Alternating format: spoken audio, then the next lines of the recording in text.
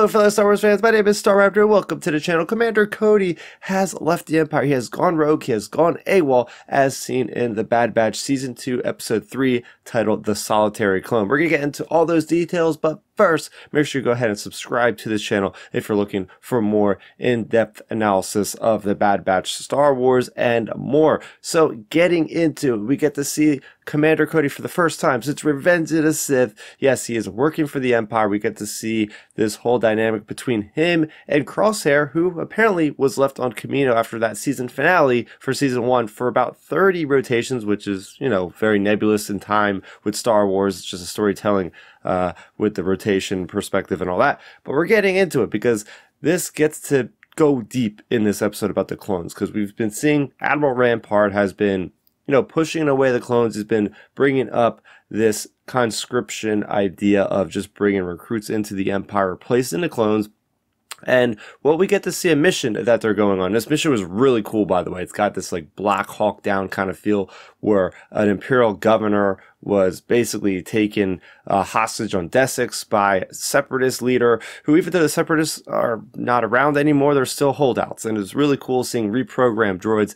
But anyway, towards the tail end of this episode, when this big confrontation happens between Cody, the hostage, and this separatist leader. Her name is Tani Ames, and she's going on about, hey, you know, we tried to make peace before. Cody doesn't want there to be any damage in this situation, and it's really cool getting those callbacks to that episode of the Clone Wars where Mina Bonteri, and apparently this person was an ally to Mina Bonteri, this separatist leader in Desix. You know, we tried that piece before, and the Count Dooku basically screwed it all up behind the scenes, and there's never meant to be peace. So it was really cool seeing how Cody in that moment was actually gonna do something peaceful, even though he's working for the Empire. You know, he's been through Order 66. He knows the Jedi are bad and all this from his perspective, but he still has morals. He still has ethics, to where it's like this governor that they rescue is like, executor, executor. And he's like, no, we don't need to. And it's Crosshair that actually takes her out.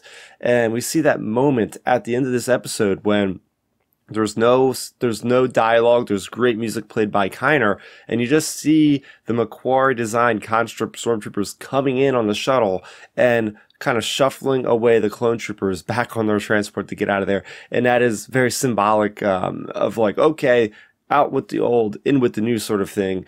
And we see this awesome moment between, you know, those guys, Crosshair and Cody, at the end there in front of this cool Geonosis memorial. I think we've seen it before, but it's really neat seeing it showcased in this one with all the names and the statues and the lost on Geonosis. But we get to see that last aside. It's like, you know, we don't have to follow orders. We are our own people. And that leads me to believe, in the title of this video, you know, Clone Uprising. I've been feeling this has been coming along ever since Season 1. You have this character of Captain Hauser, and then of course you had the last episode, Captain Wilco, of course, Captain Rex, the rest of the Bad Batch. I think we're really starting to see where Season 2 is going.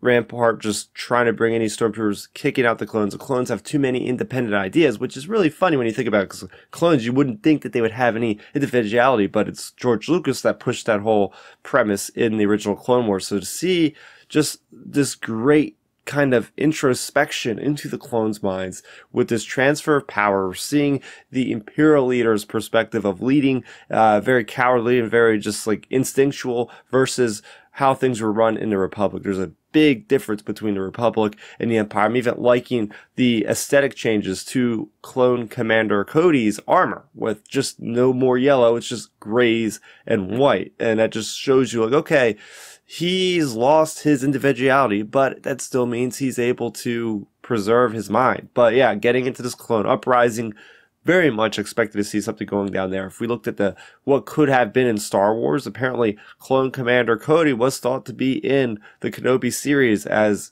a person on Tatooine kind of talking to Kenobi, and that was cut. So this leads me to believe in a direction that Cody will probably not survive this battle if it goes through. I could see him doing like a big sacrifice, and you know, he's going to see Commander Wolf, he's going to see Captain Rex and all his old buddies, and Gregor and everybody else. But you know, it's really interesting because I didn't think Cody would actually be a good guy in this situation, but he's apparently going to be our sympathetic character, and I do not think we're going to see the last of him. What'd you guys think of this episode? What'd you guys think of seeing Commander Cody again? Were you surprised about his kind of turn of allegiance, if you will? Let's talk about it in the comment section down below. For more on Star Wars, you're already in the right place. As I mentioned off the top, I will be covering Bad Batch, so stay tuned, subscribe to the channel so you don't miss any of that future content. That's gonna do it for me, Starrapter. Thank you so much for watching, and may the Force be with you always. Thanks for checking out the video. Please hit that thumbs up symbol. It helps me know that I'm making content that you guys enjoy.